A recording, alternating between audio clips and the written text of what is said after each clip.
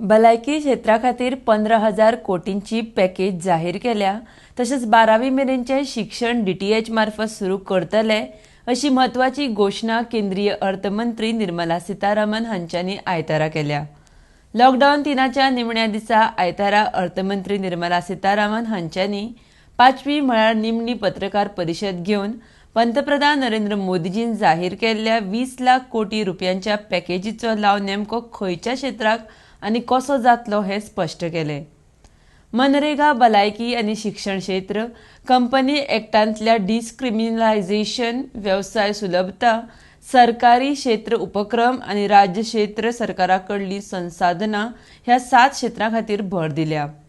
मनरेगा येवजणे खातीर 61,000 कोटी रुपयांचें बजेट आसा. ह्या येवजणे अतिरिक्त आनी 40,000 कोटी दिल्यात अशें केंद्रीय अर्थमंत्री निर्मला सीतारामन हांच्यांनी स्पश्ट केलां. कोरोना खातीर कर्ज फेडपाक अपेशीत थारल्यार संबंदीत व्यक्तींक डिफॉल्ट श्रेणींत घालचे नात.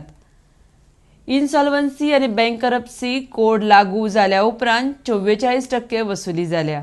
भलायकी क्षेत्राक 15,000 कोटी रुपयांच्या पॅकेजीची घोशणा केल्या. कोविड वॉरियर्स भलायकी कर्मचाऱ्यां खातीर 50 लाखांचो विमो काडला.